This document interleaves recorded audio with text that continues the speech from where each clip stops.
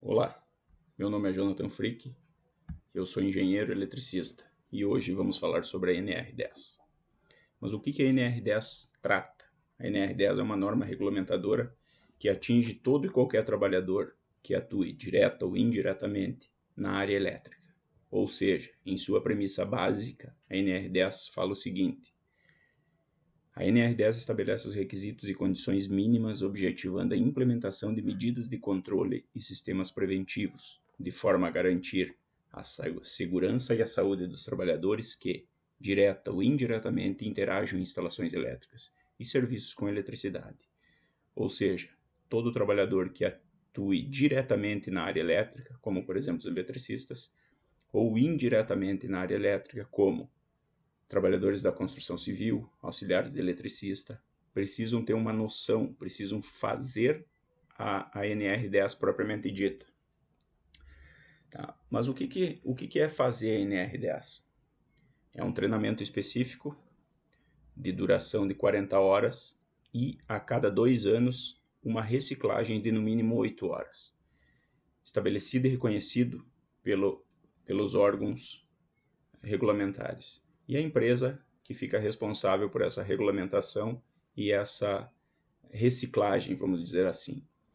Então, ela permite o conhecimento dos riscos de trabalho com eletricidade e busca cumprir a legislação vigente. Qual que é o campo de aplicação da NR10? A NR10 atua no campo desde a geração, transmissão, distribuição e consumo, ou seja, todas as etapas do CEP, do Sistema Elétrico de Potência.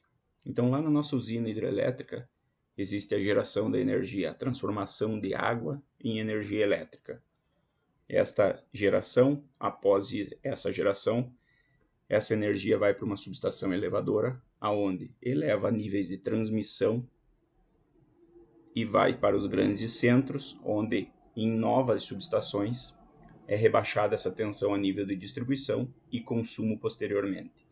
Mas não é só isso.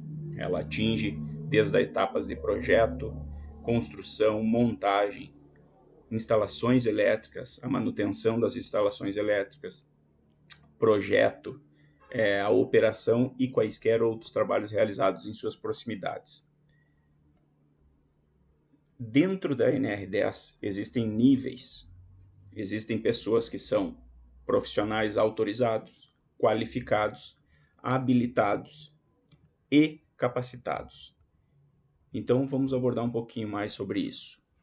Autorização. Um profissional autorizado são trabalhadores qualificados ou capacitados e os profissionais habilitados com anuência formal da empresa. Ou seja, a empresa precisa formalizar esse nível de autorização para os trabalhadores.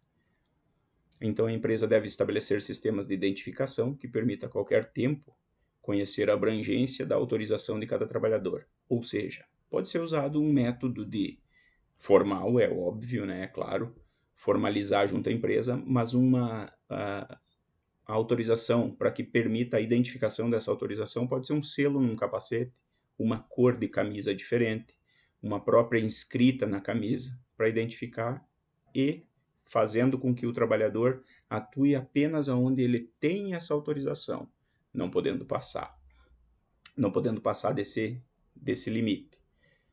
Carta CEP é a autorização que deve ser impressa e assinada pelo gestor imediato. Um exemplo numa empresa, por exemplo. Os trabalhadores autorizados a intervir em instalações elétricas devem possuir treinamento específico sobre os riscos decorrentes do emprego da energia elétrica e as principais medidas de prevenção de acidentes em instalações elétricas. Pessoal, um profissional qualificado é aquele que comprova a conclusão de curso específico na área elétrica reconhecido pelo Sistema Oficial de Ensino, eletrotécnico, engenharia elétrica. Habilitação, um profissional habilitado, trabalhador previamente qualificado e com registro no competente conselho de classe. No caso do eletrotécnico, um colaborador técnico, ele vai ter um CFT, Conselho Federal dos Técnicos. E um engenheiro eletricista, ele tem que estar habilitado ao CREA, Conselho Regional de Engenharia e Arquitetura. Capacitação.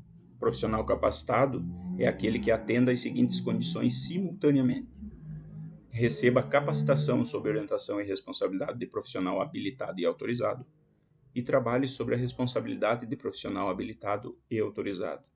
A capacitação só terá validade para a empresa que o capacitou e nas condições estabelecidas pelo profissional habilitado e autorizado responsável pela capacitação. Um item importante aqui, tá?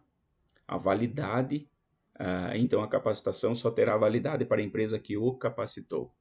Troca de função, troca de empresa, deverá ser feita uma reciclagem da NR10 ou a NR completa, a NR10 completa, se houver uma troca de empresa.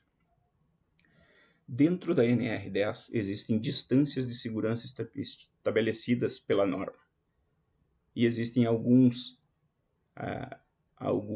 zonas delimitadas para isso. Então, vamos lá. Zona livre. A zona livre seria na rede primária DAT, de alta tensão de distribuição na classe 25 kV, ou seja, 25.000 volts, deve ser maior que 1,56 m. Então, a barreira que protege essa distância de segurança, que seria a zona livre, tem que ser maior que 1,56 m. Na rede primária DAT de distribuição na classe 15 kV, ou seja, 15.000 volts, deve ser maior que 1,38 m. A delimitação dessa área tem que ser superior a 1,38 m. Zona controlada.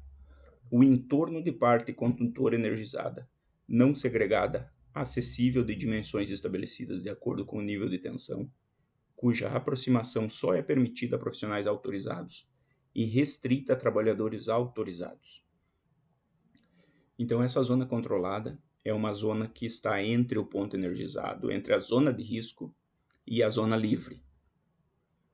PE, ponto de instalação energizado, o nome propriamente já diz, é um ponto onde há energia elétrica.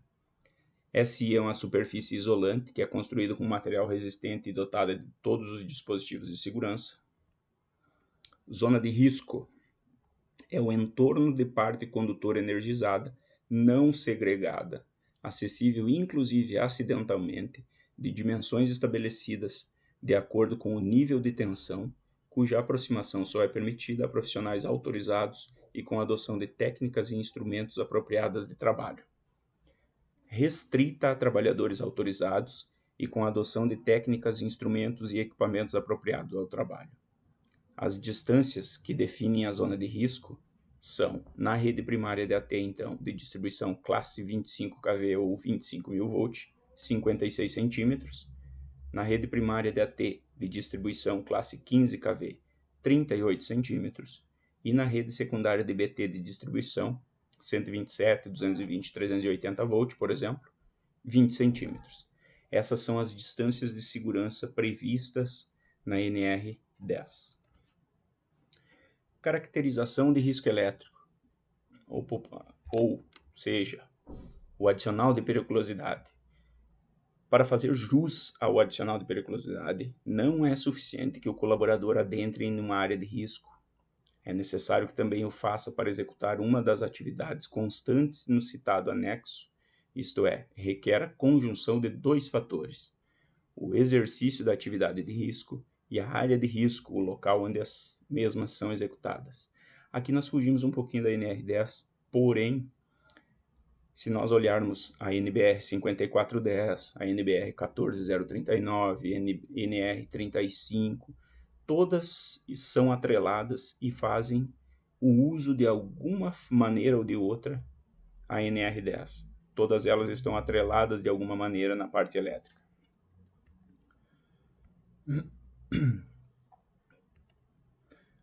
A NR10, ela prevê que o colaborador deve usar equipamentos de proteção individual sempre que todas as medidas possíveis de eliminação dos riscos com proteção coletiva não forem atendidas. Então, ela estabelece o quê? Ela estabelece e define os tipos de EPIs que as empresas são obrigadas a fornecer a seus empregados sempre que as condições de trabalho o exigirem, a fim de resguardar a sua saúde e a integridade física. Um EPI é todo dispositivo de uso individual de fabricação nacional ou estrangeira, destinado a proteger a saúde e a integridade física do trabalhador. Então, novamente, o EPI, o equipamento de proteção individual, é um equipamento de uso individual, não pode ser compartilhado, e a empresa é obrigada a fornecer aos empregados, gratuitamente. O EPI adequado ao risco e em perfeito estado de conservação e funcionamento, sempre cuidando isso. Exemplos de EPIs, por exemplo, capacete de segurança, óculos de segurança, abafador de ruído, protetor facial, camisa retardante, calça retardante a chamas, luva de raspa, luva de BT de baixa tensão, luva de AT, luva de alta tensão, luva protetora para as luvas isolantes, calçada de proteção, tudo isso são EPIs. Outra condição que a NR nos traz, a NR10, é a questão do planejamento. Então nós temos que planejar sempre a atividade. Esse planejamento, antes da fase de execução, todos os serviços, operações e atividades devem ser analisados para a identificação dos riscos potenciais. Tem que descrever, é uma maneira de descrição detalhada das etapas dentro de um serviço, operação, atividade, identificação dos perigos, dos riscos existentes em cada etapa, medidas de segurança, medidas de controle, número de profissionais. Isso é tudo um planejamento da atividade. Por exemplo, estacionar um veículo adequadamente, identificar a tarefa que vai ser executada, verificar se a tarefa exigir alguma permissão a mais dentro da empresa, é claro. Uma maneira de fazer isso é através da APR, que então essa APR, essa análise prevencionista dos riscos, já era usada por militares antigamente. Hoje é uma técnica que visa a prevenção de acidentes do trabalho através da antecipação dos riscos. Então essa APR é uma boa maneira, uma boa prática que todos os colaboradores devem aderir dentro da empresa. A NR10 ainda prevê as distâncias de segurança e ela existe um anexo nela que fala dessas distâncias de segurança em relação à zona de risco e zona controlada, só para nós ter uma breve noção. Ela traz uma tabela completa, tá? Que vai da tensão de 1 kV até 100 e poucos mil kV. Mas nós vamos atender só aos que nos atingem mais facilmente, que nós estamos mais agregados a ela. Ou seja, faixa de tensão nominal da instalação elétrica em kV, tá? Menor que 1 kV, ou seja, menor que 1000 volts. Raio de delimitação em zona de risco, 20 centímetros. Zona controlada, 70 centímetros. Tensão de 10 a 15 kV, de 10.000 a 15.000 volts, que se enquadra a nossa tensão na região de 13.800 volts. O raio de risco, a zona do risco, 38 centímetros. Zona do raio controlado, 1,38 m. Na classe 20 até 30.000 volts, que se encaixa os 23.100 volts, que também há na região. Zona de risco, 56 centímetros. Zona controlada, 1,56 m.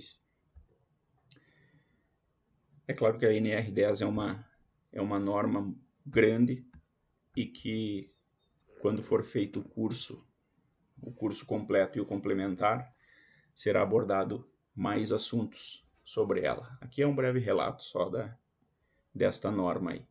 Tá ok? Valeu!